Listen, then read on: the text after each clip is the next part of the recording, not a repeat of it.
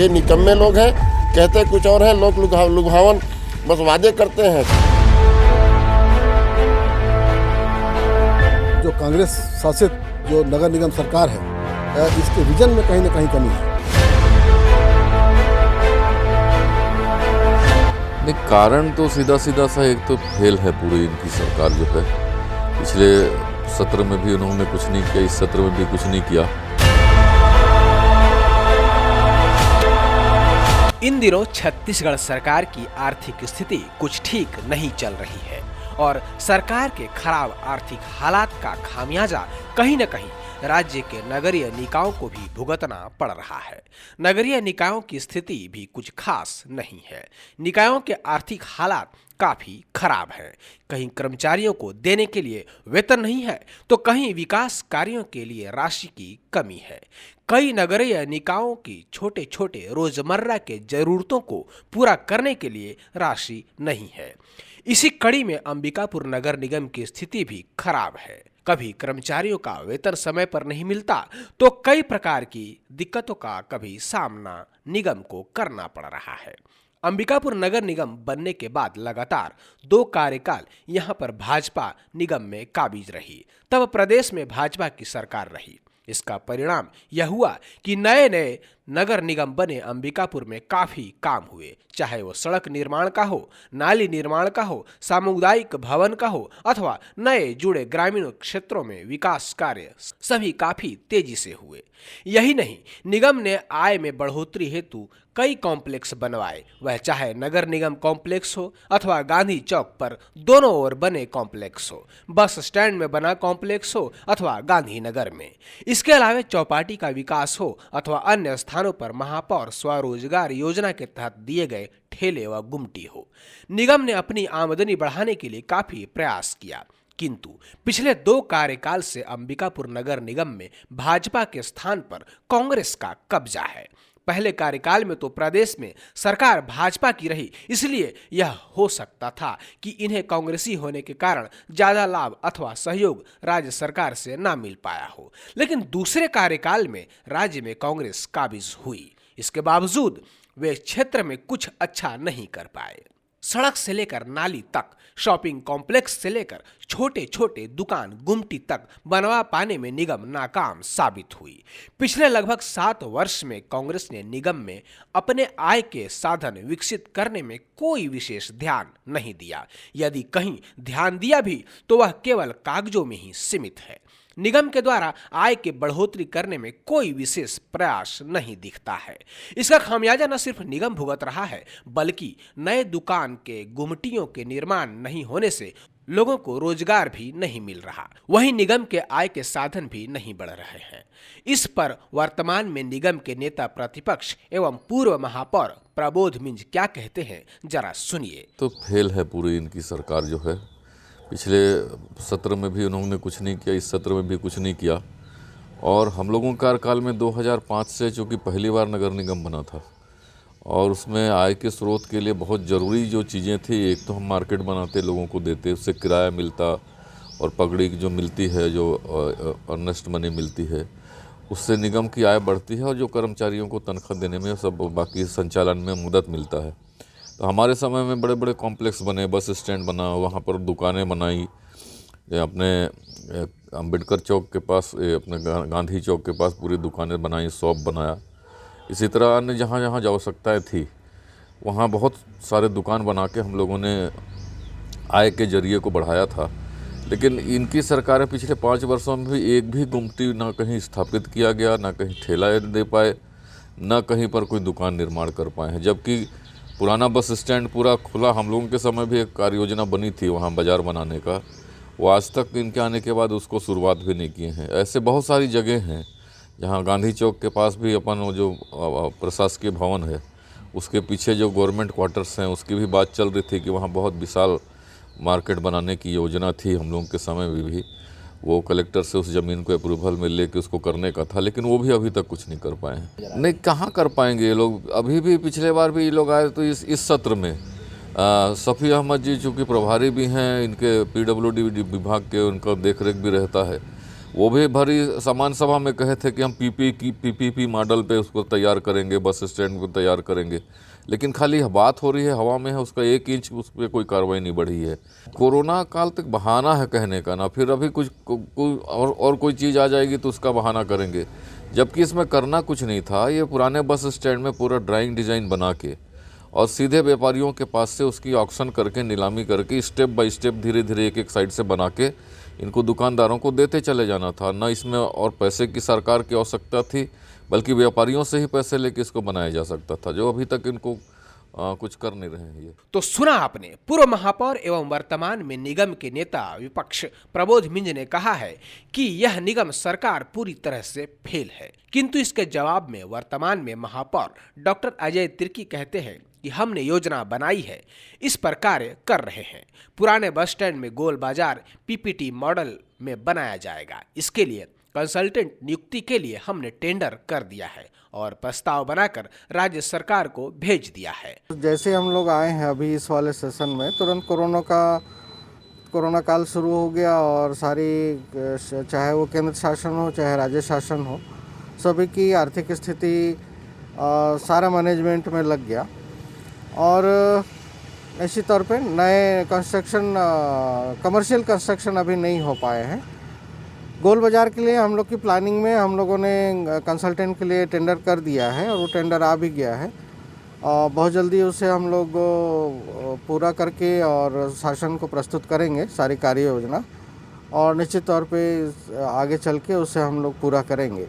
तो अभी इसी में काम कर रहे हैं और हमारा जो मुख्यमंत्री स्वावलंबन योजना के तहत गुमटी निर्माण का जो है, उसका प्रोजेक्ट भी हम लोग के द्वारा 500 गुमटियों का हम लोगों ने प्रस्तुत किया है, लेकिन अभी तक उसमें कोई आवंटन नहीं आ पाया है।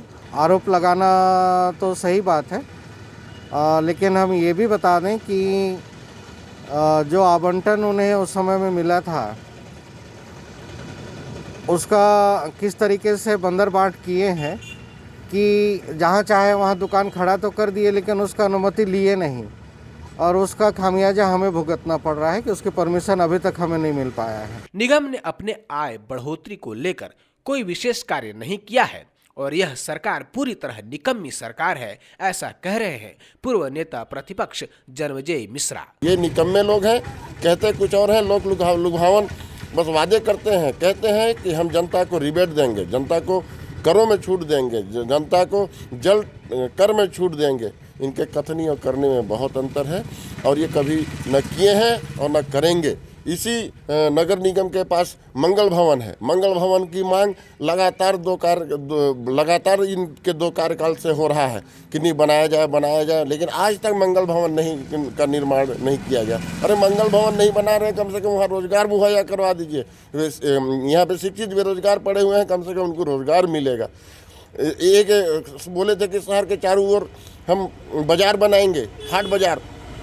बस गांधीनगर के बाजार को वो व्यवस्थित किया गया है, बाकी वो बाजार बहुत पहले से ही वहाँ पे था। उसको, उस बाजार को दूसरी जगह शिफ्ट करने की भी बात थी, शिफ्ट भी नहीं कर पाए।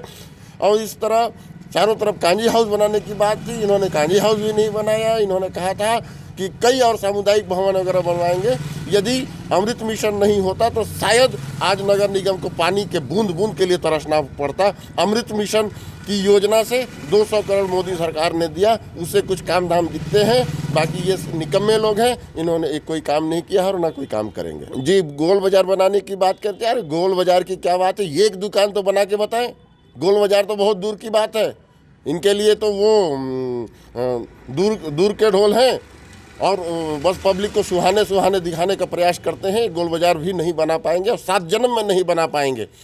पीपीपी मॉडल कह रहे थे, तो ये मॉडल कह रहे थे, वो मॉडल कह रहे थे, कोई मॉडल इन्होंने तैयार नहीं किया और न जनता के लिए काम करने का इनका कोई इच्छा ही नहीं है। वहीं निगम के पूर्व सभापति ललन प्रताप सिंह ने भी इस मामले पर अपना पक्ष रखते हुए कहा कि कांग्रेस की सरकार में विजन की कमी है और वह केवल यहाँ नहीं, राज्य सरकार भी इसी ओर ध्यान नहीं दे रही है कि संभागीय मुख्यालयों के नगरीय निकायों को सुव्यवस्थित एवं अच्छा डेवलप किया जाए। तो जो कांग्रेस के समय में माननीय डॉक्टर अजय तिर्की जी जो बने हैं और जो कांग्रेस शासित जो नगर निगम सरकार है, इसके विजन में कहीं ना कहीं कमी है। 2004 के अंतिम में दिसंबर में चुनाव हुआ और 10 जनवरी 2005 को प्रबोध मिंज जी शपथ ले लिए और तब से लेकर के लगातार 5 सालों में उन्होंने जो प्रथम 5 साल का समय था उसमें लगभग 150 करोड़ रुपए और दूसरा जो कार्यकाल था उनका 2009 से 2014 तक का, उस कार्यकाल में लगभग वो 175 करोड़ रुपए, मतलब कुल मिलाकर के 10 सालों में 325 करोड़ रुपए। ये मैं मोटा मोटी हिसाब बता रहा हूँ बजट, क्योंकि मेरे नज़र के सामने से गुजरता था। पहले तो मैं सभापति था 5 साल, तो मेरे को जानकारी है, और दूसरे कार्यकाल में मैं पार्षद के रूप में वहाँ पर उपस्थित था और मैं संजीदा पार्षद था। मैं शहर के विकास की तरफ हमारा और पूरे हमारे दल का ध्यान था। तो उस दृष्टिकोण से युवाओं के लिए दुकान, गुमटी, ये सबका निर्माण व्यापक पैमाने पर किया गया। 13 ठो वार्ड हमारे नगर निगम में जुड़े थे नए, उसमें पूरे नाली का निर्माण, पूरे सड़कों का निर्माण, वही सड़क आज दिख रहे हैं, वही नालियाँ आज दिख रही हैं, और सामुदायिक भवनों का निर्माण, जिसमें आज देखेंगे आप शहर के चारों तरफ जो सामुदायिक भवन बने हैं, जिसमें लोग बड़े सरलता से अपने बच्चों का शादी ब्याह कर रहे हैं या कोई भी ऐसा अनुष्ठान कार्यक्रम कर रहे हैं, तो उसके होने से उनको सरलता है। लेकिन ऐसा कोई भी निर्माण इन्होंने पिछले 7 सालों के कार्यकाल में नहीं किया। इनके पास पैसा ही नहीं है, न इनके पास, मैं समझता हूँ कि जो कांग्रेस की सरकार प्रदेश की है उसका ध्यान भी नहीं है कि हमारे जो प्रदेश के जो शहर हैं, जो मुख्य संभागीय मुख्यालय हैं, जो उनका विकास किया जाए और वहाँ के लोगों को नए जो लड़के हैं जो हमेशा हर 5 साल में एक नई पीढ़ी खड़ी हो जाती है, तो उनको रोजगार के अवसर कैसे उपलब्ध होगा? उनको आप छोटे गुमटी बना के देंगे, उनको दुकान बना के देंगे, उनके लिए नौकरी का सृजन करेंगे, तो ये सब तब होगा जब विकास कार्य होगा। वहीं इस मामले पर सत्ता पक्ष के सीनियर पार्षद द्वितेंद्र मिश्रा ने कहा कि कोरोना के कारण सरकार की स्थिति बिगड़ी है, जिसका असर निगम पर भी पड़ रहा है, जिस कारण शॉपिंग कॉम्प्लेक्स वगैरह नहीं बन पाए हैं। वहीं निगम के नेता प्रतिपक्ष प्रबोध मिंज के आरोप पर उन्होंने कहा कि उन्होंने अपने कार्यकाल में जो कुछ भी किया वह पूरी तरह से अव्यवस्थित रहा, जिसका खामियाजा हमें आज भुगतना पड़ रहा है। राशि की स्वीकृति तक नहीं मिल रही है, हम तो पुराने गलतियों को ही अभी तक ठीक कर रहे हैं। देखिए, इस विषय में जहाँ तक मैं समझता हूँ कि कोई भी योजना लागू करने के लिए या उसे पूर्ण करने के लिए प्रमुखतः तो धन की आवश्यकता होती है, और स्थानीय निकाय जो भी होते हैं वो कहीं ना कहीं राज्य सरकार पर ही आश्रित होते हैं।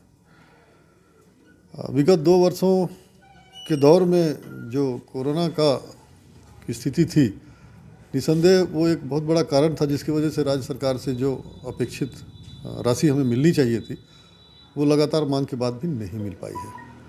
तो एक कारण वो हो सकता है जिसके कारण से निर्माण कार्य नहीं हो पाए। हमारे नेता प्रतिपक्ष जी जरूर बहुत आसानी से एक बात बोल रहे थे कि बहुत साधारण सी बात है कि वो बाजार से पैसा इकट्ठा कर लें और व्यापारियों को दे दें। तो ये उनकी मानसिकता, उनकी कार्यशैली का द्योतक है। जो नेता प्रतिपक्ष महोदय आज की डेट में जो पूर्व महापौर थे, जिन्होंने ये बहुत स्पष्ट रूप से कहा, तो उनके कार्यकाल की उपलब्धि वो जरूर बता रहे थे, किंतु वो ये नहीं देखे कि कितनी बेतरतीब ढंग से बंदर बांट करके इन लोगों ने उस राशि का जो दुरुपयोग किया, उसके दुरुपयोग की वजह ये थी कि राज्य शासन में मंत्री कौन बनेगा, सरकार किसकी होगी, वो अलग बात है, लेकिन फाइलें, डाटाबेस तो यथावत रहते हैं। आज हम बैठे हैं, कल दूसरा बैठेगा, डाटाबेस तो वही रहेगा। तो उस जमाने के पैसे का जो दुरुपयोग हुआ है उसका सही इम्प्लीमेंटेशन नहीं हुआ, जिसका खामियाजा आज हमको भुगतना पड़ रहा है। आज हमको राशि मिलने में दिक्कतें आ रही हैं। सत्ता और विपक्ष अपने अपने विचार रख रहे हैं, लेकिन राजनीति की यह लड़ाई कब सार्थक होती है, निगम में विकास कार्य कब होंगे, इसकी प्रतीक्षा आमजनों को है कि यहाँ के सड़कों का हाल कब सुधरेगा और कब नालियां बनेंगी और कब दुकानें बनेंगी।